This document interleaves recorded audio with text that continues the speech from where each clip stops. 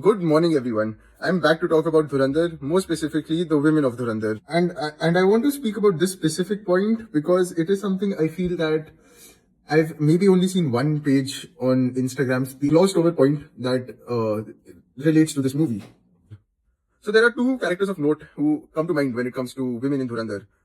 The first is Ulfat, who is Rehman Taket's wife, famous for the slap scene that essentially is there in both the movies, but more popularly in the first one.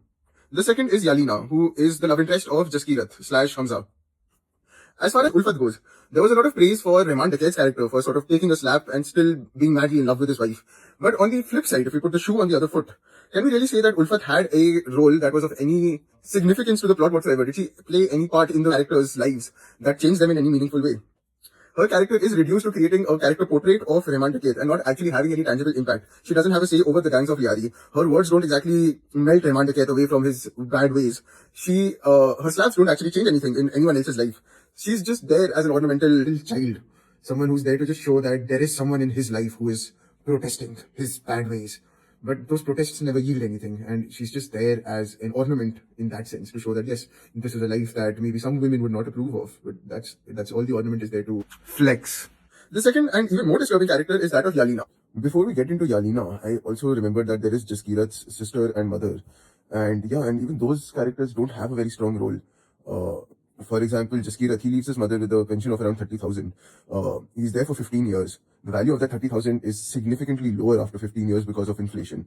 Does that money change or not? Where was the peak detailing around that 30,000? And the other person is, of course, Jaskirat's sister. Jaskirat's sister had to actually live through the trauma of being kidnapped multiple times and finally coming out of it and, settling down with one of Jaskirat's friends, Pinda. And they started life together. And of course, both Jaskirat and Pinda are shown to, be around criminals. It's not something that's out of their life. They're able to go to Atif Ahmed and buy guns for revenge. Pinda's father is clearly already in the drug trade. So it makes sense that, for a livelihood, he would go into that sort of business and he would start to create a life based on that opportunity available to him, which is selling drugs, selling narcotics, doing, international business. And yes, there is an international nexus of, say, of drugs and, different religious or separatist movements in, I guess, every country. And the Khalistan, it is the modern iteration of the Khalistan movement being no different. But yes, the point still stands. His sister probably finally would have married someone that she is at least fond of, someone she's comfortable with, started a life, probably made decent amount of money and got comfortable. And yeah, the guy, that is essentially the provider in this relationship, he gets killed. Right. And yeah, you don't know for a fact that was Pinda pretending to want to see more girls. Or if that even matters in that specific relationship. Maybe she's just Kirat's sister is just happy to be provided for materially and does her own thing. Maybe she'll use that money for her education. Maybe she'll use it for something else. But yeah, the death of Pinda essentially drives her back to live with her mother. And that makes, two widows, mother and daughter, living together, over essentially what is the violence meted out by the Indian state. And that is something that the movie, because it is in its silo and not in, the material world, it fails to grapple with or truly answer that question. But anyways, back to Yalina. For starters, her father was also a raw agent. He entered Pakistan, married a woman who was Pakistani, had a child with her, entered politics in Liari, and raised her as his own daughter. I believe that if he was actually the father of this child, which he clearly is, he would have some amount of love or affection or some sort of need to protect his own daughters. Sadly, we don't really see that reflected. Of course, Hamza marries Yalina, right? And they do start living in a big fancy house. They start doing well for themselves. And at some point when the identity of Hamza starts coming to the fore, we see her trying to leave with her family, with her son and with her husband to Norway or in some country where they would be safe. But that is not how the plot turns out. Not to forget that if there was actually a real life confrontation between an Indian and a Pakistani, where an Indian's identity suddenly revealed, as there was between Yalina and Hamza, or Jaskirat, and Hamza gave his entire speech that, it is the Pakistani state is, illegally capturing Balochistan and it is doing certain atrocities against Hindus, against certain communities. I don't think he mentioned Hindus in the movie. I don't want to give the wrong impression. But yeah, he has that speech where he says, we're not against Pakistani people, we're against the Pakistani state. And he says this as a member of the Indian state, technically. Raw is part of the Indian state. My only question is that someone like Yalina, who was born and brought up in a very rich, affluent political family, wouldn't her first response naturally be, hey, but doesn't your country do the same? Now, I'm not saying that those allegations are equivalent or equal to each other. Of course, maybe if that conversation was actually portrayed in the movie, we could have a deeper conversation or a deeper dive into, these are the statistics, these are the numbers, these are the things that India has done on certain international platforms that Pakistan has refused to do. Or, this is where the nuance sort of lies and why maybe India is the superior party here. But we don't see that happen. Like, we are just, at face value, we have Yalina accept whatever Hamza tells her, despite her growing up in a political family That is very unrealistic. If anyone, like if you and I, we are with very political families, if someone told us that Pakistan believes that, oh, India is illegally occupying Kashmir, we would automatically have at least two retorts to maybe diminish that claim, even if not completely annihilate it. She would obviously have the same, if not a little more. But yeah, she just happens to assume the innocence of the Indian state and the guilt of the Pakistani state at face value, despite the messenger, in this case, being a Hindustani agent, in her own words. I felt that that was odd. And if they had shown that sort of rebuttal and that sort of, retort back from Hamza with the nuance, okay, no, Pakistani state has done this, Indian state has done this. And, the Pakistani state continues to do this, and Indian state has taken these actions. We would have a more nuanced conversation that a lot of Indian viewers would have been able to take back home. And, next time a Pakistani confronts them, they would have these things on the top of their head. Or if maybe a Pakistani viewer who's watching this movie sees it, they would maybe be enlightened that, oh, I had no idea my country does this, or my country has peddled this type of information against my neighboring country, and I have been a fool for it. But yeah, sadly, none of that happens, and Yalina just accepts at face value whatever is said about the Pakistani state, which it's kind of shallow. She later on finds out, or does she ever actually find out? Yeah, Hamza finds out that Jamali is actually not just Yalina's father and his father-in-law, but also his handler, who was from RAW in Pakistan. And that is pretty shocking. Here is a woman whose father happened to be an Indian agent. She was born out of a wedlock, which comes from a lie. Essentially putting up an act to fit in with Pakistani society, the act of marriage, being reduced to quite literally just an act.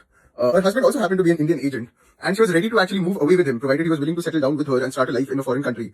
However, none of this pans out. Her father and her husband both happen to be lying about their identities for 15 to 20 to 40 years.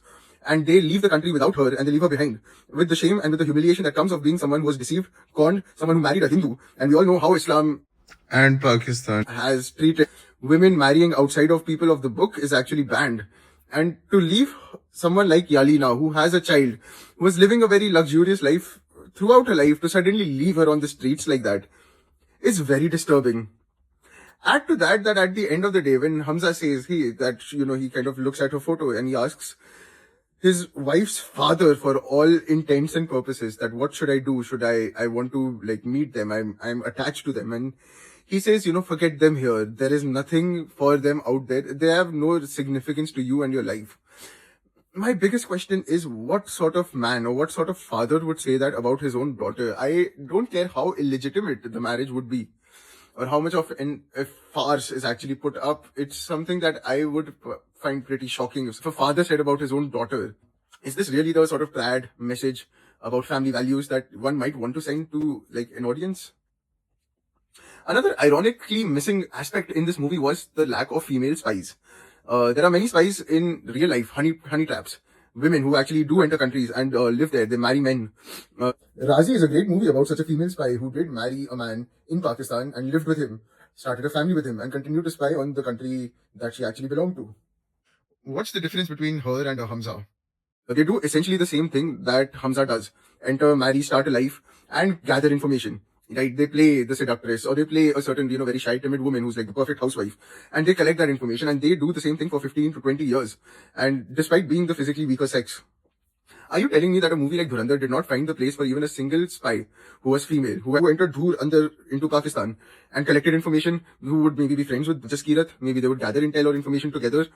With that sort of dynamic, it would be so interesting to see that complicate his actual marriage with his his actual wife, who is supposed to at least pretend to be in love with. It would add some weight if that question finally came up, that is your love even real for me? But it's just not there in the movie somehow. And see, I am not someone who's here to police movies and say that, this is how it should be. That's not my style. I do believe that no, there is a space where men should have movies which are made just for them to enjoy. And I would agree that Dhurandhar does fall into this masculinist area of movies, in the same vein as an Animal, or even Kabir Singh. We'll make another reel on it. There is an entertaining testosterone aspect to it. I personally did enjoy the movie Dhurandhar a lot. I will not deny it. I'm not here to say that, oh, I did not exactly like this movie. It was kind of it was so irritating to see. How could they not? I could not stand it. No, I actually could stand it. I actually really enjoyed it. But if I had to be given a choice between like a thrill, chest-thumping movie or something with nuance which would be relatable to a wider audience, I would be all for it.